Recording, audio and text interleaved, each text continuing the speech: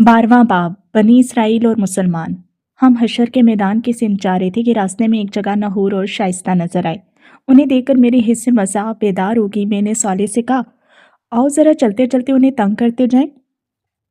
उन दोनों का रुख झील की तरफ था, इसलिए वो हमें करीब आते हुए देख नहीं सके। मैं शाइस्ता की सिमत से उसके करीब पहुंचा और ज़ोर से कहा, ए लड़की, चलो हमारे साथ, हम तुम्हें एक नामहरम मर्द के साथ घूमने फिरने के जुर्म में गिरफ्तार करते हैं।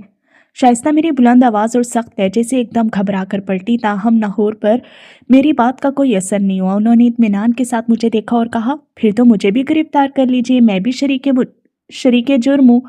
ये कहते हुए उन्होंने दोनों हाथ आगे फैला दिए, फिर हंसते हुए कहा, मगर मसला यह है कि यहाँ ना जेल है और ना सज़ा देने की जगह। जेल तो यहाँ नहीं है, मगर सज़ा ज़रूर मिल सकती है। वो ये कि मगविया ही के साथ आपकी शादी करा दी जाए, सारी ज़िंदगी एक ही खातून के साथ रहना, वो भी जन्नत में, बड़ी सज़ा है। उस पर नहूर ने एक ज़ोरदार कहका बुलंद किया। शाइस्ता, जो मेरे इब्तदाई हमले के बाद संभल चुकी थी, हंसते हुए बोली, वैसे तो आप लोग तौहीद के बड़े कायल हैं, मगर इस मामले में आप लोगों की सोच इतनी मुशरिकाना क्यों हो जाती है? नहूर ने चेहरे पर मसनूई संजीदगी लाते हुए कहा, आपको मालूम है अब्दुल्ला, मुशरिकों का अंजाम जहन्नुम होता है, इसलिए आइंदा आप शाइस्ता के सामने ऐसी मुशरिकाना गुफ्तगू मत कीजिएगा, वरना आपकी खैर नहीं। साले ने उस गुफ्तगू में मुदाखलत करते हुए कहा, शाइस्ता, आप इत्मीनान रखें, ये अमलन मोहिद है, इनकी एक ही बेगम है। उस पर नहूर मुस्कुराते हुए बोले, ये इनका कारनामा नहीं, इनके ज़माने में ये मजबूरी थी। खैर छोड़ें इसे, ये बताइए कि आपकी बेगम साहिबा हैं कहाँ? मैं अभी तक संजीदगी इख्तियार करने के लिए तैयार नहीं था। मैंने उनकी तरफ शरारत आमेज अंदाज में देखते हुए कहा, हमें पास दूसरे बुजुर्गों की तरह बेगमात के साथ घूमने की फरागत मैसर नहीं, लेकिन दूसरों की फरागत को नजर लगाने की फुर्सत जरूर मैसर है। नहूर ने उसी लबो लहजे में तुर्की बतुर्की जवाब दिया, हम खुश होने वाले लोग हैं, नजर लगाने वाले हरगिज नहीं। मगर आपने मुझे तो नजर लगा दी है। फिर मजीद वजाहत करते हुए बोले, मेरे पैगंबर यरमिया नबी को शहादत देने के लिए बुला लिया गया है। मैं चूंकि उनका करीबी साथी था, इसलिए मेरा वहां मौजूद होना जरूरी है। यह आखिरी बात कहते हुए उनके चेहरे पर संजीदगी आ गई थी। आप जा रही हैं? शाइस्ता ने पूछा। हाँ, तुम अपने घर वालों के पास चली जाओ, मैं कुछ देर तक इन मामलात में मसरूफ रहूंगा। अब्दुल्ला ने मुझे नजर जो लगा दी है। ये कहकर वो उन फरिश्तों के साथ रवाना हो गए जो उन्हें लेने आए थे। अंबिया तो अपनी उम्मतों पर गवाही दे चुके, पर यर्मिया नबी की गवाही किस चीज़ की हो रही है? मैंने सौले की सिम देखते हुए दरियाफ्त किया, जिन मुजरिमों ने उनके साथ ज्यादती की थी, उन्हें भी उनके अंजाम तक पहुंचना है। ये गवाही इस सिलसिले की है। सौले ने जवाब दिया। फिर हम दोनों भी हशर की तरफ रवाना हो गए। अर्श के सामने यर्मिया नबी के ज़माने के तमाम यहूद जमा थे। उनका ज़माना यहूद की तारीख़ का एक अहम तरीन दौर था। यहूद या बनी इसराइल हज़रत इब्राहीम के छोटे साहबजादे हज़रत इसहाक और उनके बेटे याकूब की औलाद में से थे। हज़रत याकूब, जिनका लक़ब इसराइल था, उनके 12 बेटे थे। उन्हीं की औलाद को बनी इसराइल कहा गया। उन 12 बेटों में सबसे नुमाया हज़रत यूसुफ थे। हज़रत याकूब और उनके 12 बेटे फ़लस्तीन में आबाद थे, मगर हज़रत यूसुफ के ज़माने में ये सब मिस्र मुंतकिल हो गए। कई सदियों तक ये मिस्र में रहे और उनकी तादाद लाखों तक पहुंच गई।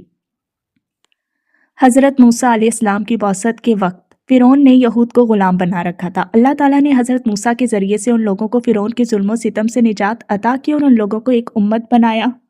किताब व शरीयत उन पर नाजिल हुई, मगर सदियों की ग़ुलामी ने उनमें बुज़दिली, शिर्क और दीगर इखलाकी अवारिस पैदा कर दिए थे। चुनांचे उन लोगों ने अल्लाह के हुक्म के बावजूद फ़लस्तीन को वहाँ मौजूद मुशरिकों से जहाद करके फ़तह करने से इनकार कर दिया। बाद में हज़रत मूसा के जानशीन योशे बिन नून के ज़माने में फ़लस्तीन फ़तह हुआ और ये लोग वहाँ आबाद हो गए। उसके बाद हज़रत दाऊद और सुलेमान अलैहिस्सलाम के ज़माने में अल्लाह ताला ने उनको एक ज़बरदस्त हुकूमत अता की, जिसका शोहरा दुनिया भर में था। मगर उसके बाद उनमें इखलाकी ज़वाल आया और हर तरह की इखलाकी ख़राबियों और शिर्क उनमें फैल गया। उन्हें पैगम्बरों ने बहुत समझाया, मगर ये बाज नहीं आए। नतीजतन उन पर महकूमी मुसल्लत कर दी गई। इर्द गिर्द की अक़वाम ने उन पर पे दर पे हमले करके उनकी सल्तनत को बहुत कमज़ोर कर दिया। जिस वक्त हज़रत यर्मिया की बौसत हुई, बनी इसराइल उस दौर की अजीम सुपर पावर इराक की आशूरी सल्तनत और उसके हुक्मरान बख्त नसर के बाज गुजार थे। इस दौर में बनी इसराइल का इखलाकी ज़वाल अपनी आखिरी हदों को छू रहा था। उनमें शिर्क आम था, ज़िना मामूली बात थी। अपने हम मजहबों के साथ ये लोग बदतरीन जुल्म सितम का मामला करते। सूद खोरी और ग़ुलामी की लानतें आम थीं। एक तरफ इखलाकी पस्ती का ये आलम था और दूसरी तरफ सियासी उमंगें उरूज पर थीं। ہر طرف بخت نصر کے خلاف نفرت کا طوفان اٹھایا جا رہا تھا۔ ان کے مذہبی اور سیاسی لیڈروں کی ساری توجہ اس بات کی طرف تھی کہ اس سیاسی محکومی سے نجات مل جائے۔ قوم کی اصلاح، اخلاقی تعمیر، ایمانی قوت جیسی چیزیں کہیں زیر بحث نہیں تھیں۔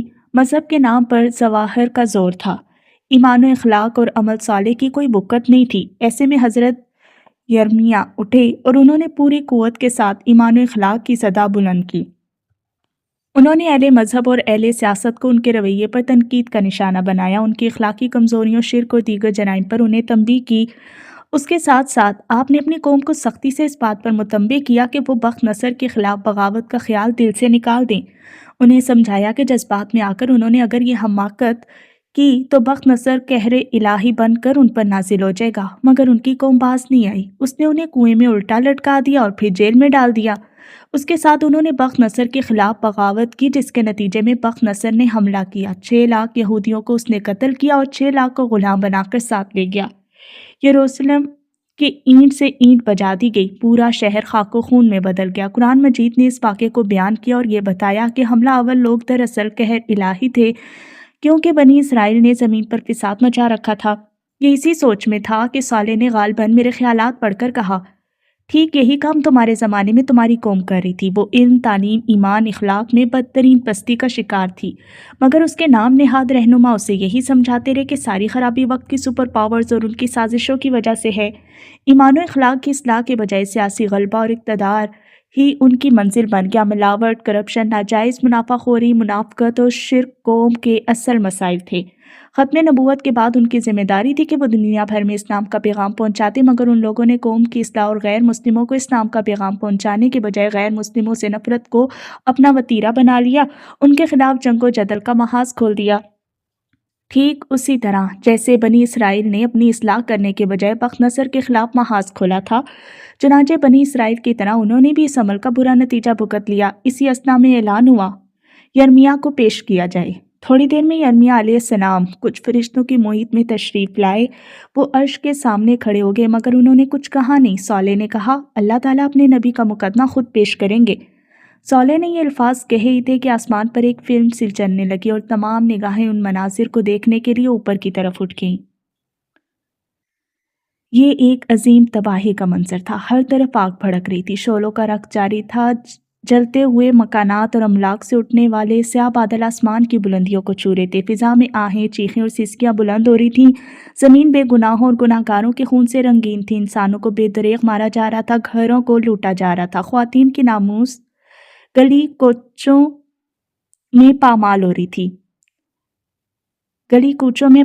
رہی تھی۔ یروشلم کی گلیوں میں ہر طرف عراق کے طاقتور ترین حکمران بخت نصر کے فوجی دندناتے ہوئے پھر رہے تھے۔ ان کے سامنے ایک ہی مقصد تھا، بنی اسرائیل کے اس مقدس ترین شہر اور اس کے باسیوں کو تباہ و برباد کر کے رکھ دیں۔ اس افراتفری اور ہنگامے میں کچھ سپاہی ایک کمانڈر کے ہمراہ گھوڑوں پر سوار تیزی سے ایک سمت بڑھے جا رہے تھے۔ شہر کے کونے میں بنے جیل خانے کے قریب پہنچ کر وہ رکے اور اپنے گھوڑوں سے اتر کر کھڑے ہو گئے۔ ان کا کمانڈر آگے بڑھا اور جیل خانے میں موجود قیدیوں کی سمت دیکھتے ہوئے پکارا، تم میں سے یرمیاہ کون ہے؟ اس کی بات کا کوئی جواب نہیں آیا، لیکن تمام قیدیوں کی نظریں ایک پنجرے کی طرف اٹھ گئی، جہاں ایک قیدی کو پنجرے کے اندر انتہائی بے رحمی سے رسیوں سے جکڑ کر رکھا گیا تھا۔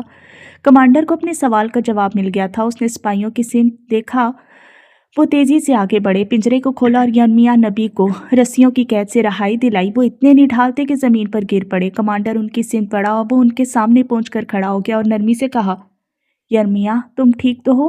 قیدی نے دھیرے سے آنکھیں کھولی، مگر شدت ضعف سے ان کی آنکھیں پھر بند ہو گئی۔ کمانڈر نے ان کی طرف دیکھتے ہوئے فخر کے ساتھ کہا، یرمیاہ تمہاری پیش گوئی پوری ہوگی۔ ہمارے بادشاہ بخت نصر شاہ عراق نے یروشلم کی اینٹ سے اینٹ بجا دی۔ آدھی آبادی قتل ہو چکی ہے اور آدھی آبادی کو ہم غلام بنا کر اپنے ساتھ لے جا رہے ہیں، مگر تمہارے لیے بادشاہ کا خصوصی حکم ہے کہ تمہیں کوئی نقصان نہ پہنچے۔ تم ایک سچے آدمی ہو، تم نے اپنی قوم کو بہت سمجھایا، مگر وہ باز نہیں آئی اور اب اس نے اس کی سزا بھگت لی۔ یہ کہہ کر وہ پیچھے مڑا اور اپنے سپاہیوں کو حکم دیا، یرمیاہ کو چھوڑ دو اور باقی قیدیوں کو قتل کر دو۔ اس کے بعد اس شہر کے آدمیوں کے لہو سے اپنی پیاس بجھاؤ اور ان کی عورتوں سے اپنے خون کی گرمی کو ٹھنڈا کرو۔ جو چیز ہاتھ آئے اسے لوٹ لو اور جو باقی بچے اسے آگ لگا دو۔ قیدیوں کو قتل کر دیا گیا اور سپاہی لوٹ مار کے لیے दूसरी सिमतों में निकल गए। यर्मिया अलैहिस्सलाम पूरी कुव्वत मुज्तमा करके उठे और पिंजरे की दीवार का सहारा लेकर बैठ के उनकी आंखों के सामने उनका शहर जल रहा था, उनके जिस्म का जोड़ जोड़ दुख रहा था, मगर उससे कई ज्यादा दर्द उन्हें अपनी कौम की हलाकत का था। फिर स्क्रीन पर उनकी जिंदगी और उनके दौर के कई मनाजिर एक एक करके सामने आने लगे। वो कौम के अकाबरीन और अवाम को समझा रहे थे, मगर उनकी बात कोई नहीं सुन रहा था। उनकी कौम इराक के सुपर पावर बादशाह और आशूरियों के जबरदस्त हुक्मरान बख्त-नसर के ताबे थे। सालाना खराज बख्त नसर को भेजना ही उनकी ज़िंदगी और आफियत का सबब था। इस गुलामी का सबब वो इखलाकी पस्ती थी जो कौम के रगो पे में सरायत कर की थी। तौहीद के रखवालों में शिरक आम था, जिना और कुमारबाजी मामूल थी, बददियानती और अपने लोगों पर जुल्म उनका चलन था। झूठी कस्में खाकर माल बेचना और पड़ोसियों से ज्यादती करना उनका मामूल था। ये लोग भारी सूद पर कर्ज देते, जो मकरूज कर्ज अदा न कर पाता उनके ख़ानदान को ग़ुलाम बना लेते। उल्मा लोगों की इस्लाह करने के बजाय उन्हें कौमी फ़ख्र में मुब्तला किए हुए थे। ईमान, इखलाक और शरीयत के बजाय ज़बीहों और कुर्बानियों को असल दीन समझ लिया गया था। उनके हुक्मरान जालिम और रिश्वतखोर थे। इंसाफ के बजाय ऐशो इशरत उनका मामूल था, मगर पूरी कौम इस बात पर जमा थी कि हमें बख्त नसर की ग़ुलामी से निकलकर बगावत कर देनी चाहिए। हकीकत ये थी कि उन पर खुदा का गज़ब था, मगर उनको ये बात बताने के बजाय कौमी फ़ख्र और सुलेमानो दाऊद की अज़मत रफ्ता के ख्वाब दिखाए जा रहे थे। उन्हें इमामत आलम की दहाई दी जा रही थी, हालांकि वो बदतरीन ईमानी और इखलाकी इन्हितात का शिकार था। फिर स्क्रीन पर वो मंजर सामने आया जब यर्मिया अलैहिस्सलाम पर वही आई कि अपनी कौम की इस्लाह करो, उन्हें सियासत से निकालकर हदायत की तरफ लाओ। एक दफ़ा सच्ची खुदा परस्ती पैदा हो गई तो सियासत में भी तुम ही गालिब हो गए। उन्हें हुक्म था कि वो शादी करके घर बसाने के बजाय कौम को आने वाली तबाही से खबरदार करें, मगर जब यर्मिया अलैहिस्सलाम ये पैगाम लेकर उठे तो हर तरफ से उनकी मुखालफत शुरू हो गई। खुदा के उस नबी ने अपने ज़माने के अवाम ख्वास, अहले मजहब और अहले सियासत सबको पुकारा, मगर गिनती के चंद लोगों के सिवा किसी ने उनकी बात नहीं सुनी। उनकी दावत बिल्कुल सादा थी, बख्त नसर से टकराने के बजाय अपने ईमान और इखलाक की इस्लाह करो। स्क्रीन पर सबसे ज़्यादा ड्रामाई मंजर वो था जब यर्मिया नबी बादशाह के दरबार में लकड़ी का जवा जो हल्का वो हिस्सा जो जानवरों को जोतने के लिए उनके गले पर डाला जाता है, पहनकर पहुंच गए थे। ये उन लोगों को समझाने की आखिरी कोशिश थी कि इस वक्त तुम पर लकड़ी का जवा डला हुआ है, इसे तोड़ने की कोशिश करोगे तो लोहे के जवे में जकड़ दिए जाओगे। मगर दरबारियों और अहले इल्म ने उनको बख्त नसर का एजेंट करार दे दिया। बादशाह ने आगे बढ़कर लकड़ी का जो जवा तलवार से काट डाला, उसके साथ ही फैसला हो गया, अब उनके गले में लोहे की बेड़ियां डाली जाएंगी। अल्लाह के उस नबी को बख्त नसर का एजेंट करार देकर बतौर सज़ा पहले कुएं में उल्टा लटकाया गया और फिर एक पिंजरे में बांध दिया गया। बख्त नसर के खिलाफ बगावत कर दी गई। जवाब में बख्त नसर अजाब इलाही बनकर टूट पड़ा। फिर स्क्रीन पर वही पहला मंजर आ गया जब अजाब की बारिश से यरूशलेम नहा रहा था। यर्मिया अलैहिस्सलाम ने आंखें खोलकर इर्द गिर्द पड़ी बेगौरों कफन, लाशों और चारों तरफ रक्सा तबाही के मनाजिर पर एक नज़र डाली और बुलंद आवाज़ से कहा, मैंने तुम लोगों को कितना समझाया, मगर तुमने सियासी शौबदाबाजों और मुतासब जाहिल मजहबी लीडरों की पैरवी को पसंद किया। तुम हक व बातिल के मामले में गैर जानिबदार रहे। तुम माशरे के खैर व शर और खुदाई एहकाम से बेनियाज होकर ज़िंदगी गुजारते रहे। आखिरकार उसकी सज़ा सामने आ गई। फिर यर्मिया ने आसमान की तरफ नज़र उठाई और धीरे से बोले, अदले कामिल का दिन आएगा, ज़रूर आएगा, मगर कुछ इंतज़ार के बाद। उसके साथ ही मंजर ख़त्म हो गया और एक ज़ोरदार डांट फिज़ा में बुलंद हुई। अल्लाह ताला का गुस्सा अपने अरूज पर था। उनके नबी के साथ जो कुछ बनी इसराइल ने किया था, उसकी जो सज़ा बख्त नसर की सूरत में उन्होंने भुगती थी, वो बहुत मामूली थी। असल सज़ा का वक्त अब आया था। हुक्म हुआ हर उस शख्स को पेश किया जाए जो किसी दर्जे में भी यर्मिया के साथ की गई उस ज़्यादती में शरीक था। बादशाह, उमरा और मजहबी लीडरों का वो ग्रुप पेश हुआ जो इस साने का जिम्मेदार था। उनमें सज़ा देने वाले भी थे और वो भी जो यर्मिया अलैहिस्सलाम को बख्त नसर का एजेंट करार देकर उनके खिलाफ फिज़ा हमवार कर रहे थे। उन सब के लिए जहन्नुम का फैसला सुना दिया गया। फिर उसके बाद एक एक करके उस ज़माने के अवाम का एहतसाब शुरू हुआ। नबी के मुजरिमों का एहतसाब जिस तरह होना चाहिए था वैसे ही हुआ और हर मुजरिम के लिए बदतरीन सज़ा का फैसला हो गया। मैं इस दफ़ा हशर में देर तक खड़ा रहा और लोगों का हिसाब किताब देखता रहा। सच्ची बात यह है कि इससे कबल मैंने चंद ही लोगों का हिसाब किताब देखा था, मगर अब अंदाज़ा हो रहा था कि अल्लाह ताला इंतहाई मुकम्मल और जामे हिसाब कर रहे हैं। हर शख्स के हालात, उसके माहौल और उसकी तरबियत और परवरिश के नतीजे में बनने वाली नफ्सियात की रोशनी में उसके अमाल का जायज़ा लिया जा रहा था। लोगों ने राई के दाने के बराबर भी अमल किया तो वो उनकी किताब अमाल में मौजूद था। ان کی نیت، محرکات اور اعمال، ہر چیز کو پرکھا جا رہا تھا۔ فرشتوں کا ریکارڈ، دیگر انسان، در و دیوار، اور سب سے بڑھ کر انسان کے اپنے اعضاء گواہی میں پیش ہو رہے تھے۔ ان سب کی روشنی ہی میں کسی شخص کے ابدی مستقبل کا فیصلہ سنایا جاتا۔ یوں انسان پر رائی کے دانے کے برابر بھی ظلم نہیں ہو رہا تھا۔ جس کو معاف کرنے کی ذرا بھی گنجائش ہوتی اسے معاف کر دیا جاتا۔ اللہ تعالیٰ کے عدل کامل اور رحمت کامل کا ایسا ظہور تھا کہ الفاظ اسے بیان کرنے سے قاصر ہیں۔ میں اسی حال میں تھا کہ صالح نے میرے کان میں سرگوشی کی۔ نائمہ بڑی شدت سے تمہیں ڈھونڈ رہی ہے، خیریت؟ میں نے دریافت کیا۔ بڑا دلچسپ معاملہ ہے، بہتر ہے تم چلے چلو۔ یہ کہہ کر صالح نے میرا ہاتھ پکڑا اور تھوڑی ہی دیر میں ہم نائمہ کے پاس کھڑے تھے، مگر مجھے یہ دیکھ کر حیرت ہوئی کہ نائمہ کے ساتھ ایک بہت خوبصورت پری پیکر لڑکی کھڑی ہوئی تھی۔ میں نے اپنی یادداشت پر بہت زور ڈالا مگر میں اسے پہچان نہیں سکا۔ نائمہ نے خود ہی اس کا تعارف کروایا۔ یہ امورہ ہیں، ان کا تعلق حضرت نوح کی امت سے ہے، یہ مجھے یہیں پر ملی ہیں۔ یہ آخری نبی یا ان کے کسی نمایاں امتی سے ملنے کی خواہش مند تھیں۔ نبی صلی اللہ علیہ وسلم تک تو میں انہیں نہیں لے جا سکتی تھی، البتہ میں نے سوچا کہ آپ سے انہیں ملوا دوں، آخر آپ بھی بڑے نمایاں لوگوں میں سے ہیں۔ یہ کہہ کر وہ امورہ سے میرا تعارف کرانے لگی۔ اس تعارف میں زمین آسمان کے جو قلابے وہ ملا سکتی تھی اس نے ملائے۔ میں نے بیچ میں مداخلت کر کے نائمہ کو روکا اور کہا، نائمہ میری بیوی ہے، اس وجہ سے میرے بارے میں کچھ مبالغہ آمیز گفتگو کر رہی ہیں، البتہ ان کی یہ بات ٹھیک ہے، میں آپ کو اس امت کے نمایاں لوگوں بلکہ اپنے نبی سے بھی ملوا دوں گا۔ نائمہ کو میری بات کچھ زیادہ پسند نہیں آئی، وہ جھلا کر بولی، اگر میں مبالغہ کر رہی ہوں تو بتائیں یہ صالح آپ کے ساتھ کیوں رہتے ہیں اور یہ آپ کو کہاں کہاں لے کر جاتے ہیں؟ میں نے جھگڑا ختم کرنے کے لیے کہا۔ اچھا چلو، میں نے ہار مانی، لیکن پہلے امورہ سے تفصیلی تعارف تو ہو لینے دو۔ امورہ ہنستے ہوئے بولی، انسان ہزاروں برس میں بھی نہیں بدلے، بلکہ دوبارہ زندہ ہو کر بھی ویسے ہی ہیں۔ آپ دونوں ویسے ہی جھگڑا کر رہے ہیں جیسے میرے اماں ابا کرتے تھے۔ ان کے اماں ابا سے بھی میری ملاقات ہوئی ہے۔ نائمہ بیچ میں بولی، مگر یہ اس کا اگلا خوشی سے بھرپور جملہ تھا جس سے مجھے اندازہ ہوا کہ وہ امورہ سے مل کر اتنا خوش کیوں ہے اور کیوں اس نے مجھے میدان حشر سے واپس بلوایا ہے۔ امورہ کے شوہر نہیں ہیں۔ میرے اندازے کی تصدیق صالح نے کر دی۔ وہ میرے کان میں بولا، نائمہ نے تمہاری ہونے والی بہو سے ملوانے کے لیے تمہیں بلایا ہے۔ میرا اندازہ بالکل درست تھا۔ نائمہ جمشید کے لیے دلہن ڈھونڈ رہی تھی اور آخر کار اسے اس کوشش میں اس حد تک کامیابی ہو چکی تھی کہ لڑکی اسے پسند آ گئی تھی، مگر لڑکے لڑکی نے ایک دوسرے کو پسند کیا یا دیکھا بھی ہے یہ مجھے علم نہیں تھا، مگر نائمہ کو اس سے کوئی زیادہ فرق بھی نہیں پڑتا تھا۔ اس کے خیال میں اس کا راضی ہو جانا ہی اس رشتے کے لیے کافی تھا۔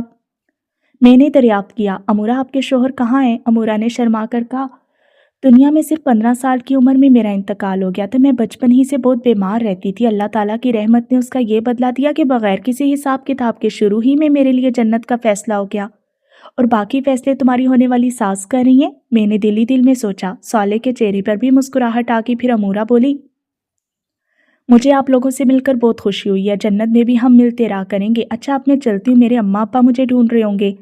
نائمہ بھی اس کے ساتھ جانے کے لیے مڑی تو میں نے کہا، ٹھہرو، مجھے تم سے کچھ کام ہے۔ نائمہ نے امورہ سے کہا، تم وہیں رکو جہاں ہم ملے تھے، میں ابھی آتی ہوں۔ میں نے مذاق میں نائمہ سے کہا، امورہ سے اس کا موبائل نمبر لے لو، اس رش میں کہاں ڈھونڈتی پھرو گی؟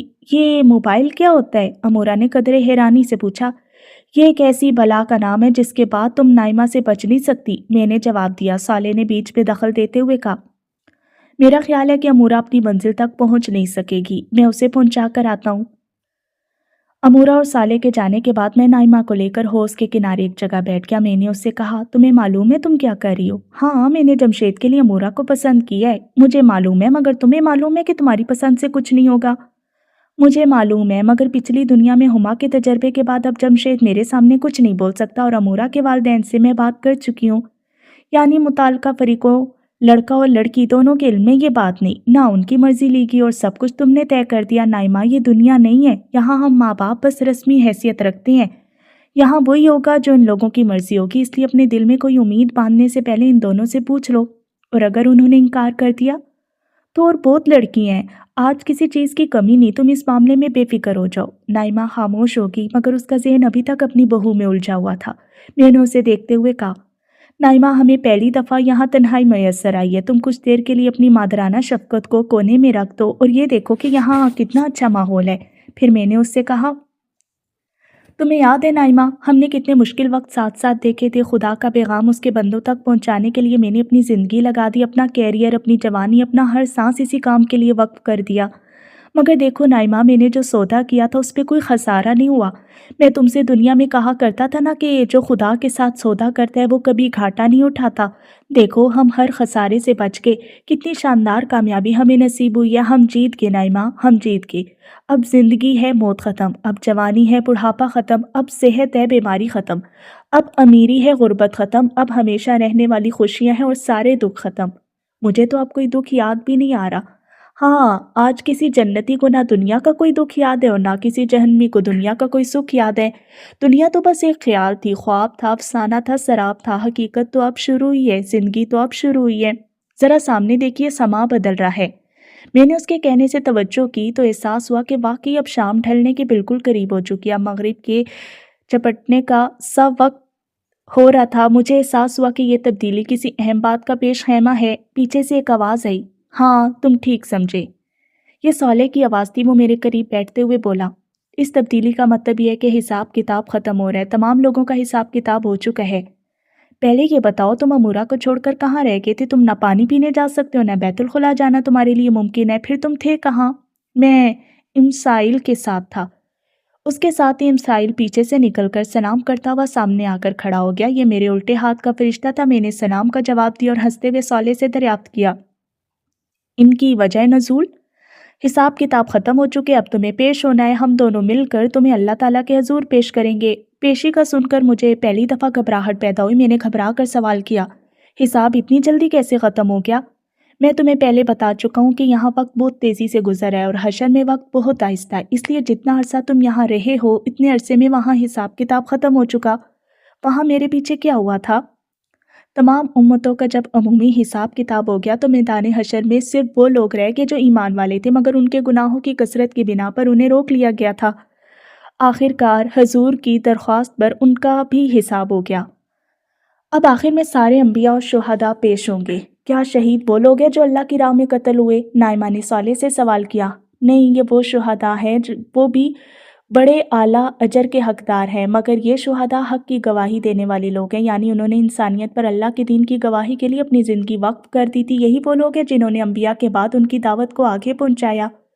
क्या उनका भी हिसाब होगा? मैंने सवाल किया, क्योंकि मुझ पर हिसाब के तस्वुर से घबराहट तारी थी। नहीं, बस बारगाहे रबूबियत में उनकी पेशी होगी और उनकी निजात का ऐलान होगा। लेकिन अल्लाह ताला रब्बुल आलमीन और मालिक के कुल हैं। वो जब चाहे जिसका चाहे हिसाब कर सकते हैं, कोई भी उनको रोक नहीं सकता। मेरे मुंह से निकला, रब्बिग़फिर वरहम। मैं खुदा के इख्तियार का बयान कर रहा हूँ, ये नहीं कह रहा कि अल्लाह ताला ये करेंगे। दरअसल अब जन्नत और जहन्नुम में दाखिले का वक्त आ रहा है। चुनाचे अब अहले जन्नत और अहले जहन्नुम सबको मैदान हशर में जमा कर दिया जाएगा। उन सब के सामने अंबिया और शुहदा की कामयाबी का ऐलान होगा। फिर ग्रोह दर ग्रोह नेक व बद लोगों को जन्नत और जहन्नुम में भेजा जाएगा, जिसके बाद ख़त्म ना होने वाली ज़िंदगी शुरू हो जाएगी।